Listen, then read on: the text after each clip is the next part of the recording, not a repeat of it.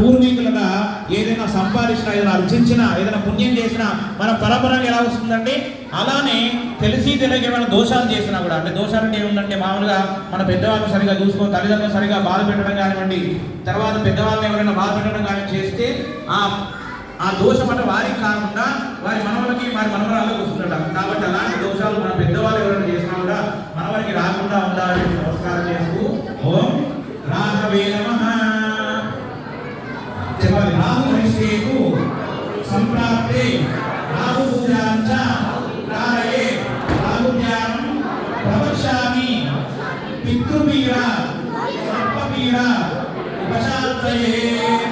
ఓం రాహుగ్రహయాగస్త రాహుగ్రహం ధూమ్రవర్ణం ధూమ్రగంధం ధూమ్రపుష్పం ధూమ్రమాల్యాం భద్రం ధూమ్రశ్చంద్ర ధ్వజరవనాకాశోభినం దివ్యరం సమావృణం మేరు ప్రదక్షిణే కుర్మాణం కిరీటినం సుగాసనం పత్నీపుత్ర పరివాసమేనో గ్రహమండలే ప్రవిష్టమస్ఫుటదికరణే సూర్యస్యాః నైరుతిదిగ్భాగే రాహుగ్రహమావాహయామి స్థాపయామి పూజయామి.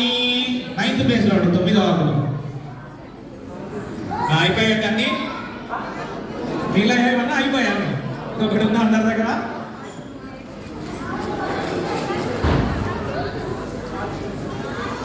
కాదు, మామూలుగా మోక్ష మార్గాన్ని వెతుక్కోవడం ఆధ్యాత్మికం.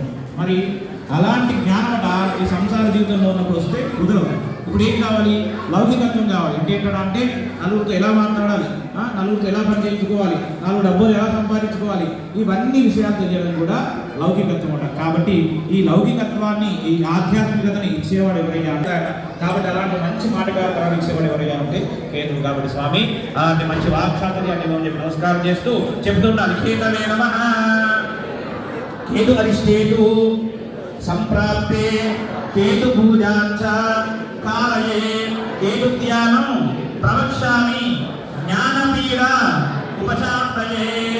ఓం కేతు గ్రహయాగస్త కేతుగ్రహం చిత్రవర్ణం చిత్రగంధం చిత్రపుష్పం చిత్రమాల్యాం భద్రం చిత్రశ్చంద్ర ధ్వజరవనాకాశోభినం దివ్యరం సమావృణం మేరు ప్రదక్షిణే కుర్మాణం కిరీటినం సుగాసనం పత్నీపుత్ర పరివాసమేనో గ్రహమండలే ప్రవిష్టమస్ఫుటదికరణే. 7th ప్లేస్ లో అదొకటే కదండి మిగిలింది. ఇంకెక్కువ మిగిలిన ఎవరికైనా ఎక్కువ మిగిలితే అక్కడ పుష్పక్షలు పెట్టి దండం పెట్టుకోవాలి అంతే, ఇంకేం తీసుకుంటే. తర్వాత ఒక్కసారి అందరూ కూడా అక్షతలు పట్టుకొని, అక్షతలతో ఎంత ఎక్కువగా పట్టుకుంటే అంత అక్షతలు మీ ఆవిడ ఇంట్లో బాగా కట్టుకుంటారు. చెప్పాలి. ఆదిత్యాయ సోమాయ మంగళాయ బుధాయ గురు శుక్ర శనిభ్యశ్చ రామవే కేతవే నమః. సర్వోపచారాన్ని అక్షరాలు సమర్పయామి.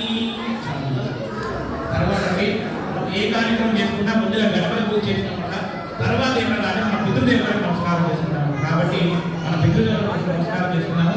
మగవాళ్ళుగా దోసులు పట్టాలి, ఆడవాళ్ళేమో అక్షతలు వారి దోసుగా కొద్ది కొద్దిగా వేసుకుంటారండి. సరేనా? కాబట్టి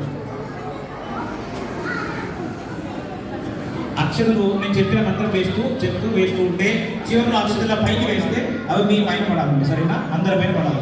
అందరి పైన మీ ఫ్యామిలీ. ఓకేనా? నేను చెప్పినప్పుడు వెళ్ళాలి. ఇప్పుడు అక్షతలు మాత్రం దోషిగా వేసుకుంటున్నప్పుడు అందరూ కూడా చెప్పాలి.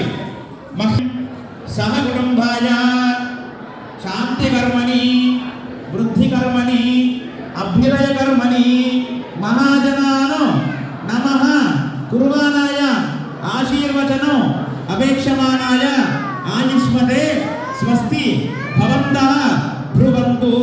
ఐదు వేస్తే మీ పైన పడాలండి, అందరి పైన పడాలండి, మీ ఫ్యామిలీ మొత్తం పైన పడాలి. దగ్గర